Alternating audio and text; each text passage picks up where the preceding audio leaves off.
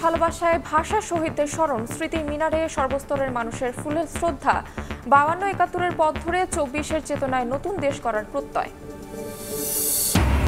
শহীদ দিবসে ফ্যাসিবাদ বিরোধী ঐক্যের ডাক, নির্বাচন নিয়ে বিতর্কে না জড়ানোর আহ্বান বিএনপির। রাজনীতিবিদরা দুর্নীতি ছাড়া দেশকে কিছুই দেননি, মন্তব্য নাগরিক কমিটির।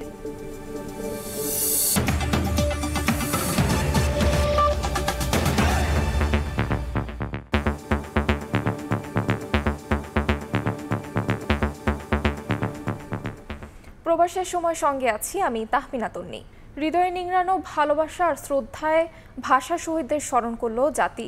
21-এর ভোরের আলো ফুটতেই স্মৃতির মিনারে জড়ো হন আপামর জনতা, যাদের আত্মত্যাগে বাঙালি পেয়েছে ভাষার অধিকার। তাদের প্রতি শ্রদ্ধা জানাতে কেন্দ্রীয় শহীদ মিনার পরিণত হয় জনসমুদ্রে। সর্বস্তরের মানুষের ফুলে ভরে ওঠে শোক আর অহংকারের শহীদ বেদি। শ্রদ্ধা জানাতে আসাদের প্রত্যাশা, 52 প্রতিবাদী চেতনা ধারণ করেই জুলাই শহীদদের আত্মত্যাগ, যা নতুন বাংলাদেশ বিনির্মাণে এক আপার শক্তি।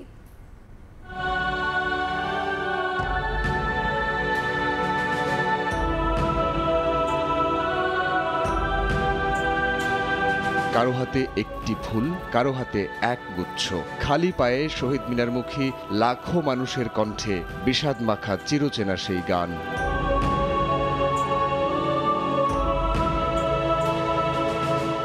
ভাই হারানোর বেদনা বুকে ধারণ করে পলাশ আর শিমুল ফোটা ফাগুনের মিষ্টি মাখা প্রকৃতিতে গোটা জাতি শ্রদ্ধা ভরে স্মরণ করে মায়ের ভাষার জন্য প্রাণ দেয়া সালাম, বরকত, রফিকদের। 21-এর ভোরের আলো ফোটার সঙ্গে সঙ্গে ঢল নামে মানুষের। কেন্দ্রীয় শহীদ মিনারে যেন মিশে যায় সব রাজপথ। শ্রদ্ধা, ভালোবাসা আর মমতার ফুলে ভরে ওঠে শোক আর অহংকারের প্রতীক স্মৃতির মিনার। বাবার হাত ধরে শ্রদ্ধা জানাতে আসা ছোট্ট শিশুটিও জানে সেদিন ভাষার জন্য জীবন দিয়েছিলেন বাংলার দামাল ছেলেরা। আমি চাই বাংলাদেশ অনেক সুন্দর ভালো থাকুক। 52-তে পাকিস্তানি শাসকের বুলেটের সামনে দাঁড়িয়েছিল বাঙালি জাতি। মুখের সে ভাষা, মায়ের ভাষা, প্রাণের বর্ণমালা, কথায় রূপ নেয়ার যে স্বাধীনতা, তাকে আর কেড়ে নিতে দেবে না জেগে ওঠা লাখো প্রাণ। এই দেশটাকে সুন্দরভাবে রাখার জন্য আমাদের যতটুকু যা করার দরকার করব। এই বাংলাদেশ একটা নতুন বাংলাদেশ হোক, যেখানে থাকবে না কোনো শোষণ। শ্রদ্ধা জানাতে আসা মানুষের আশা, 52-71-এর পথ ধরে 24-এর গণ অভ্যুত্থান আগামীর বাংলাদেশ বিনির্মাণে এক অপার শক্তি। এই শক্তি আর সম্ভাবনার বাস্তব রূপ দিতে প্রয়োজন সুন্দর পরিকল্পনা আর রাজনৈতিক ঐক্য। যদি আমরা 71-কে অস্বীকার করি, 24-কে তারাই অস্বীকার করবে। সো দুইটাই আমাদের কাছে গুরুত্বপূর্ণ। বৈষম্যহীন বাংলাদেশ এবং সমতার বাংলাদেশ। ভাষা শহীদদের প্রতি শ্রদ্ধার সেই মিছিলে ছিলেন ভিনদেশিরা। স্মৃতিটুকু ফ্রেমবন্দিও করেছেন কেউ কেউ। A great moment for me also to be here and to celebrate with you the National Mother Language Day. আমাদের ন্যাশনাল ফ্ল্যাগটা একই রকম। 21-এ আসা আমার একটা স্বপ্ন এবং বাঙালি পরিচয় আমার কাছে খুবই গুরুত্বপূর্ণ পরিচয়। আপামর জনতার চাওয়া, নতুন বাংলাদেশ গড়তে বিভেদ ভুলে সবাই দাঁড়াবে এক কাতারে, যেখানে থাকবে শান্তি, সহনশীলতা ও ঐক্যের পাশাপাশি শ্রদ্ধা, ভালোবাসা, রাজনৈতিক মতৈক্য ও সংহতি। শহীদ মিনার প্রাঙ্গণে হাজারো মানুষ শ্রদ্ধা নিবেদন শেষে একটি দাবি রেখে গেছেন, যেন আগামীর বাংলাদেশ বিনির্মাণে রাজনৈতিক কারণে আর একটি প্রাণও ঝরে না পড়ে। জাতীয় শহীদ মিনার প্রাঙ্গণ থেকে সাইফুল রুদ্র, সময় সংবাদ, ঢাকা। রাজধানী ছাড়াও জেলায় জেলায় গভীর শ্রদ্ধায় স্মরণ করা হয় ভাষা শহীদদের। 21-এর প্রথম প্রহরেই ফুলে ফুলে ছেয়ে যায় জেলা শহীদ মিনার। শুধু আনুষ্ঠানিকতায় সীমাবদ্ধ না থেকে ভাষার মর্যাদায় অব্যাহত থাকবে শুদ্ধতার চর্চা, এমনটাই প্রত্যাশা সবার।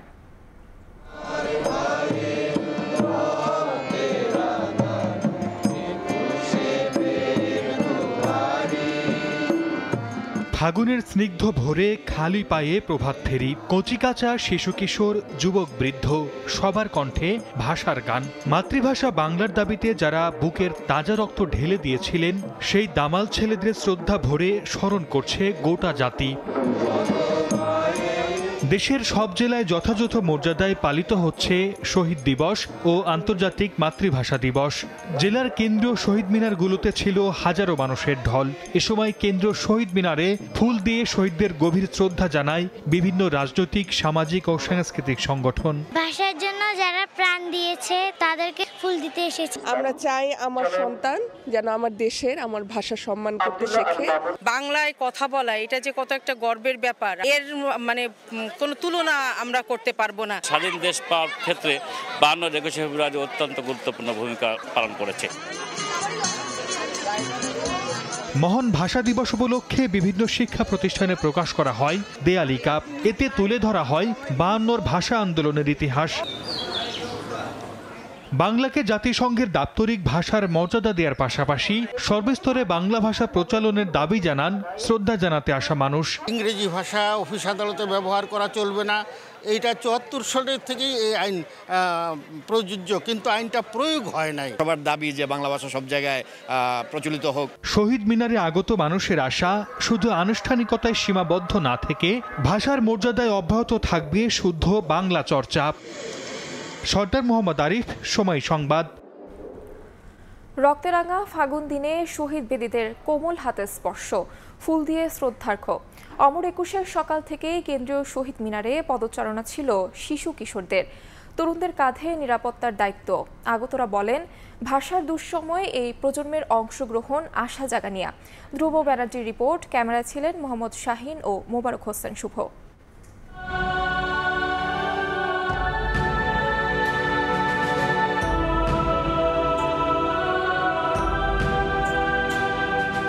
স্বরবর্ণ কিংবা ব্যঞ্জনের জটিল গাঁথনি তো অনেক দূর, এখনো ঠিক করে আয়ত্তে আসেনি অ আ ক খ। তাতে কি, বসন্তের হালকা ঠান্ডায় আড়মোড়া ভেঙে গুটি গুটি পায়ে আগমন কেন্দ্রীয় শহীদ মিনারে। মায়ের ভাষায় শিখেছে আধো আধো অল্প কিছু শব্দ, এমন অনেকের পদচারণায় মুখর গৌরবের স্মৃতির মিনার, যাদের কোমল হাতের শ্রদ্ধার্ঘ্যে পূর্ণতা পেয়েছে শহীদ বেদী।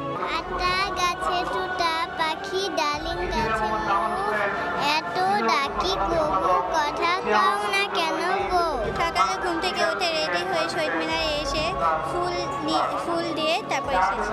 ভাষার মাহাত্ম্য কিংবা ভাষা আন্দোলনের আত্মত্যাগের গল্প জানতে আগ্রহের কমতি নেই এতটুকু। রফি, জব্বার তারা শহীদ হয়েছে, আজকে আমরা তাদের জন্য শ্রদ্ধা জানাতে এসেছি। আজকের দিনে আমাদের বাংলা ভাষার জন্য, মাতৃভাষার জন্য আন্দোলন হয়েছে। বয়সটা যাদের শিশু থেকে পা দিয়েছে কৈশোরের কোটায়, তারা আবার কাঁধে নিয়েছে ভিন্ন দায়িত্ব।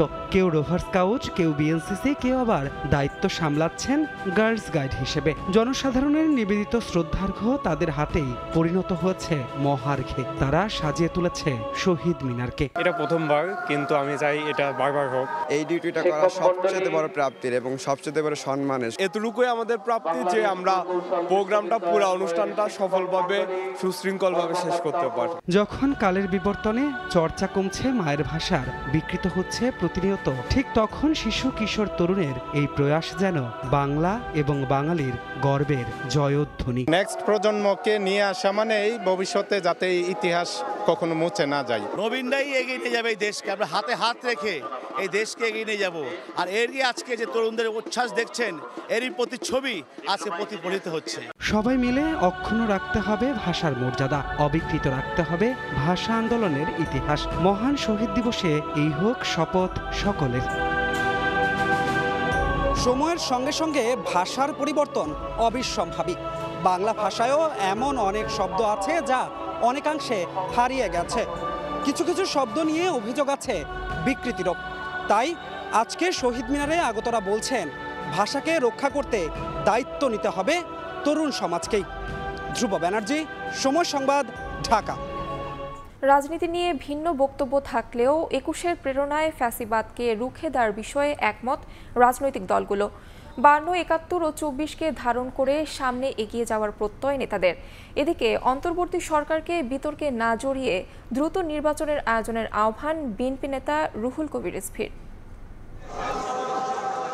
52 ভাষা শহীদদের প্রতি শ্রদ্ধা জানাতে 21-এর সকাল থেকেই দলে দলে শহীদ মিনার প্রাঙ্গণে আসতে থাকেন বিভিন্ন দল ও সংগঠনের নেতাকর্মীরা।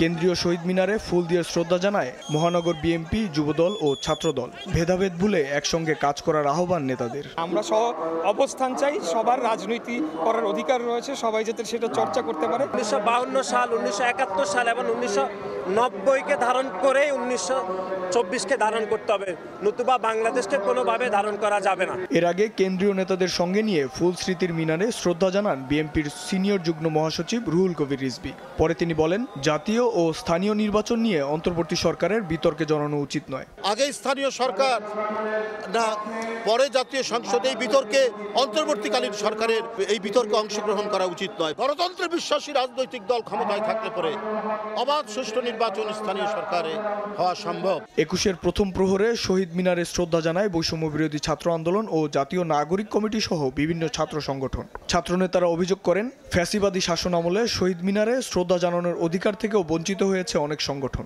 24-এর অভ্যুত্থানের স্পিরিটকে ধারণ করে 52-71 দ্বারা উজ্জীবিত হয়ে আগামীর বাংলাদেশ তরুণ প্রজন্মের নেতৃত্বে ছাত্র জনতা ঐক্যবদ্ধভাবে গড়বে। দীর্ঘ বছর পর ছাত্রদল সুশৃঙ্খলভাবে সবাইকে নিয়ে আসতে পেরেছি। শ্রদ্ধা নিবেদন করে নাগরিক ঐক্য, বিপ্লবী ওয়ার্কার্স পার্টি, গণ অধিকার পরিষদ। বিভিন্ন দলের নেতারা বলেন, ভাষা আন্দোলন, স্বাধীনতা ও জুলাই অভ্যুত্থান একই সূত্রে গাঁথা। 52-র পথ ধরেই 71 হয়েছে। 71-এর যে আকাঙ্ক্ষা, সেই আকাঙ্ক্ষা ধরেই আমরা 90 কিংবা আজকে 2024-এর এই রক্তস্নাত অভ্যুত্থান তৈরি হয়েছে। অভ্যুত্থানের চেতনাকে ধারণ করে নতুন বাংলাদেশ গড়ায় ঐক্যবদ্ধভাবে কাজ করার প্রত্যয় জানান রাজনীতিবিদরা। শাবাব ওয়াসি, সময় সংবাদ, ঢাকা।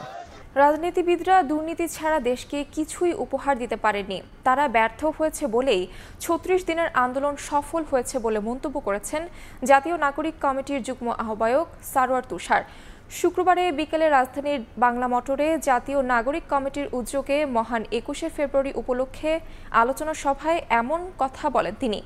এ সময় নতুন সংবিধান প্রণয়নে গণপরিষদ নির্বাচনের দাবি জানান তিনি। বলেন, সংস্কার করতে না পারলে ব্যর্থ হবে অন্তর্বর্তী সরকার।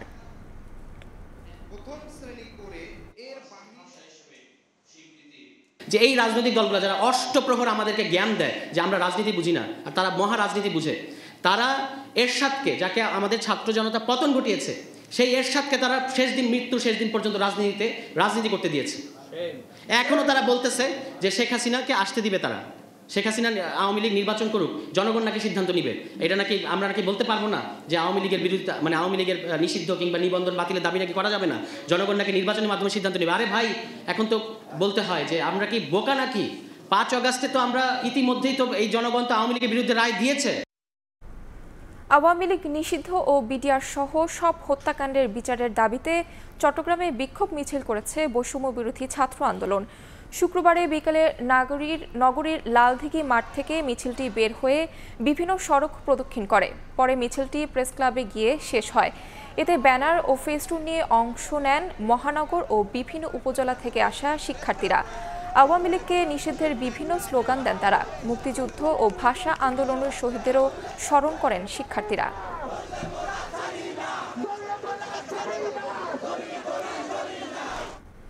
15 বছরে স্বৈরাচার সরকার 4,500 মানুষকে বিচার বহির্ভূতভাবে হত্যা করেছে বলে জানিয়েছে অ্যাটর্নি জেনারেল মোহাম্মদ আসাদুজ্জামান।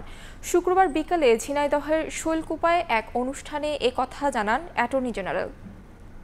বিগত 15 বছরে ফ্যাসিস্টরা আমাদের মাঝ থেকে 700-র বেশি আমার আপনার মতোই কারো ভাই, কারো বোন, কারো মা, কারো স্বামী, কারো বাবাকে গুম করে রেখেছিলেন বা গুম করে ফেলেছেন।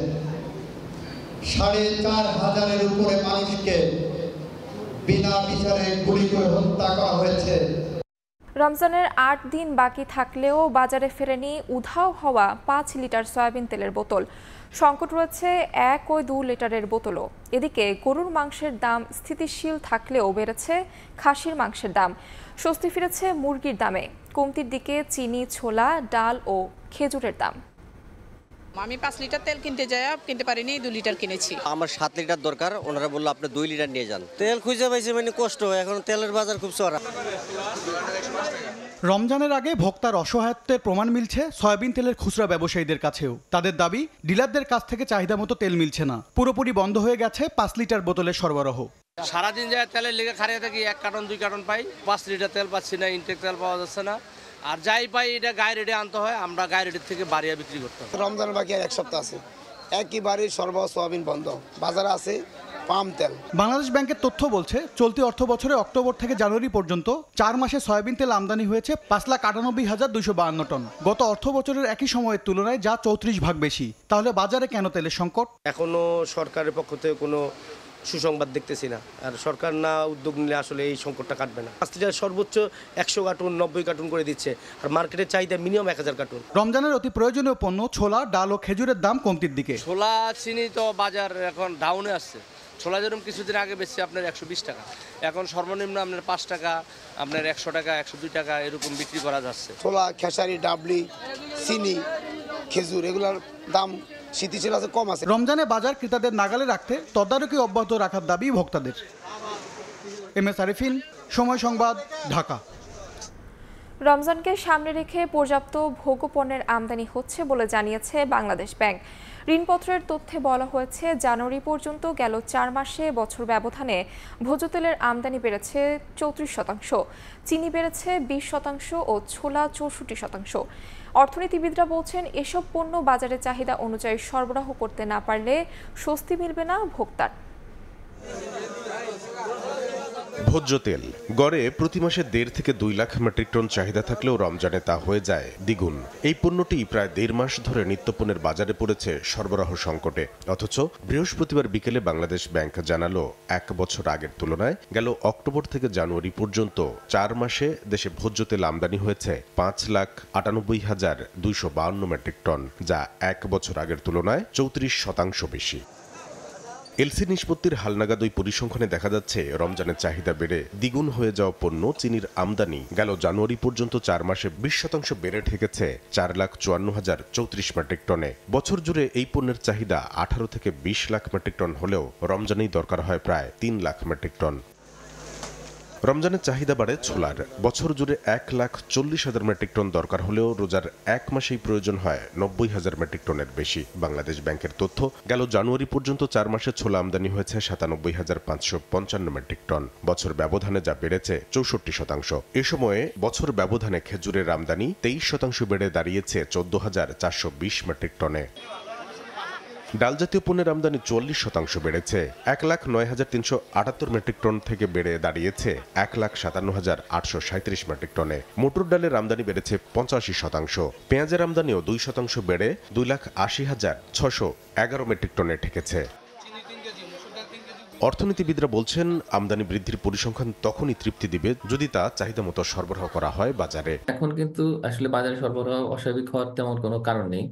ভোজ্য তেলের মতো পণ্য বাজার থেকে উধাও হয়ে যাওয়ার বা বাজার সংকট তৈরি হওয়ার তেমন কোনো যুক্তিসঙ্গত কারণ নেই, তার কারণ যতটুকু আমদানি করার দরকার তাতে বেশি আমদানি হয়েছে। বাংলাদেশ ব্যাংকের হালনাগাদ তথ্য, এ সময় মশলা জাতীয় পণ্য আদার আমদানি 56%, রসুনের আমদানি বেড়েছে 20%। কামরুল হাসান সবুজ, সময় সংবাদ, ঢাকা। নানা দেশের ভাষা সংস্কৃতি পরিবেশনার মধ্য দিয়ে আন্তর্জাতিক মাতৃভাষা দিবস পালন করলেন কূটনীতিক ও আন্তর্জাতিক সংস্থার প্রতিনিধিরা।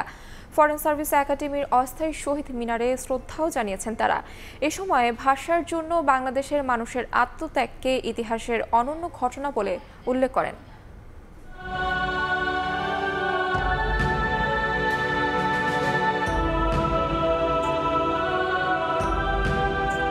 ফরেন সার্ভিস একাডেমির অস্থায়ী শহীদ মিনারে দিনের শুরুতেই শ্রদ্ধা জানাতে আসেন বিভিন্ন দেশের দূত ও আন্তর্জাতিক সংস্থার প্রতিনিধিরা।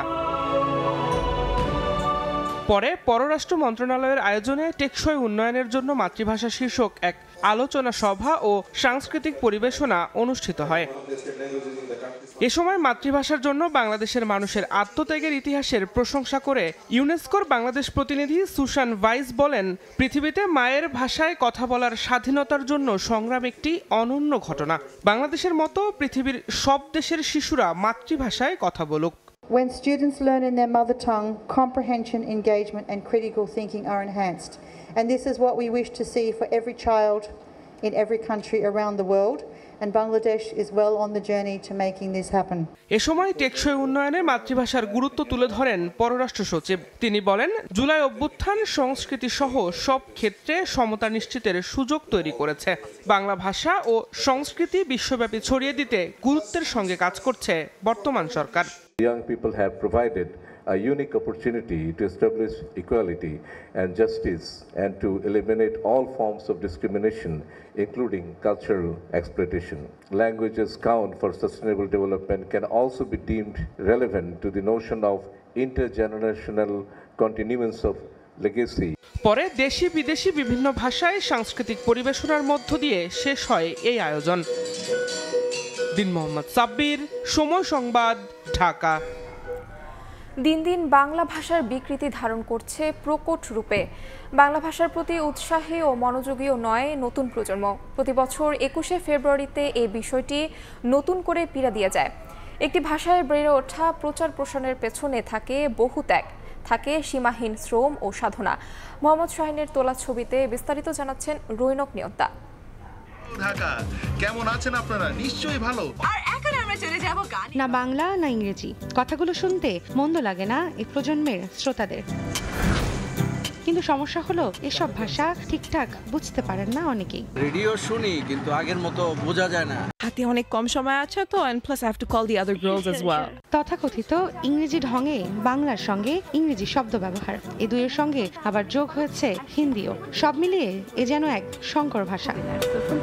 যখনই হচ্ছে আমরা বাংলায় কথা বলবো তখন সম্পূর্ণটাই বাংলায় বলা উচিত। সমস্যা শেষ এখানেই না, আজকাল বিভিন্ন নাটক ও অনুষ্ঠানেও অরুচিকর শব্দের যথেচ্ছ ব্যবহার দেখা যায়।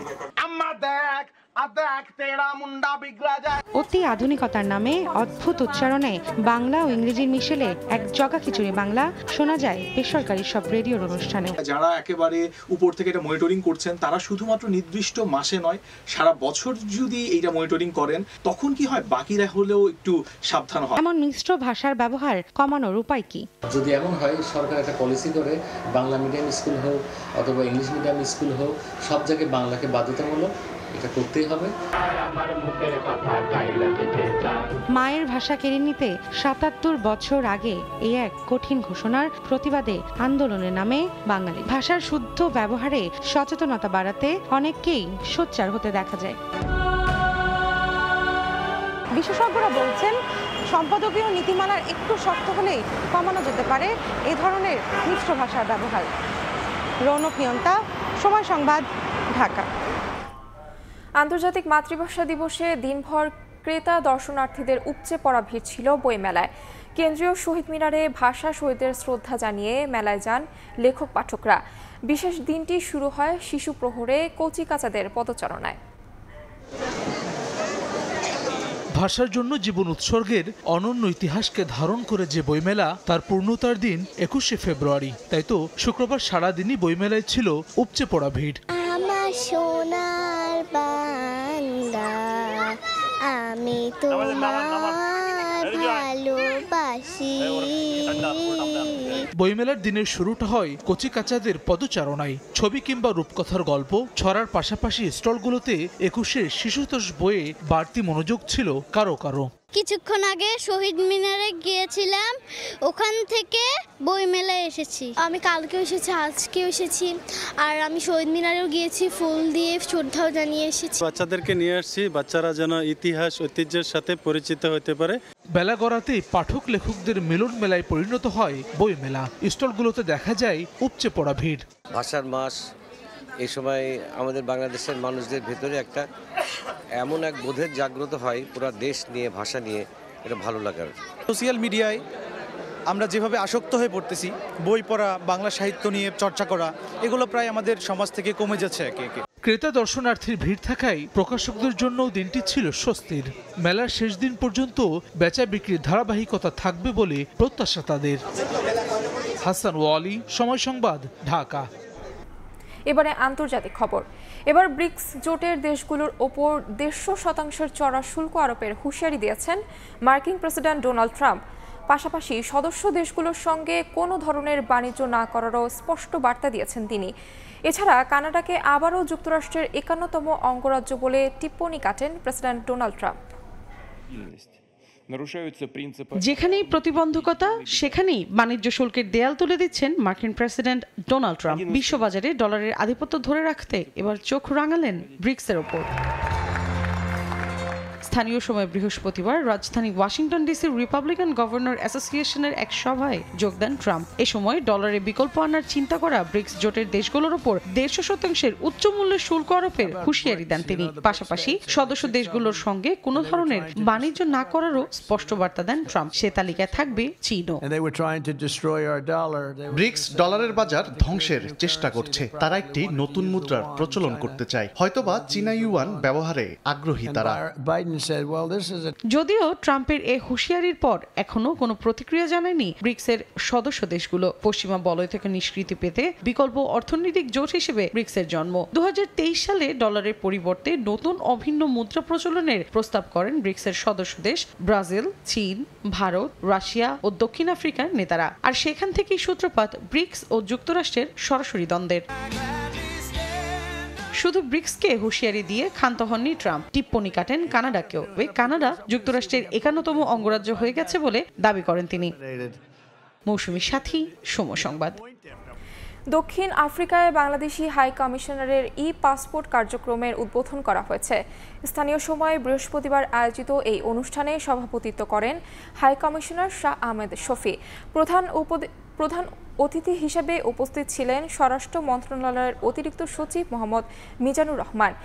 পাসপোর্ট কার্যক্রম উদ্বোধন করায় দক্ষিণ আফ্রিকা ও আফ্রিকা মহাদেশের দক্ষিণ অঞ্চলীয় 7টি দেশ Eswatini, Lesotho, Bosnia, Zambia, Zimbabwe, Mozambique ও নামিবিয়ার বসবাসরত প্রায় 3 লাখ বাংলাদেশির দীর্ঘদিনের দাবি পূরণ হলো।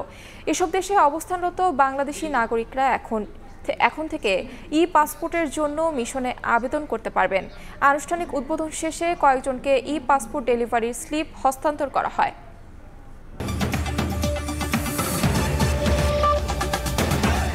এ ছিল প্রবাসের সময়। সঙ্গে থাকুন সময়ের।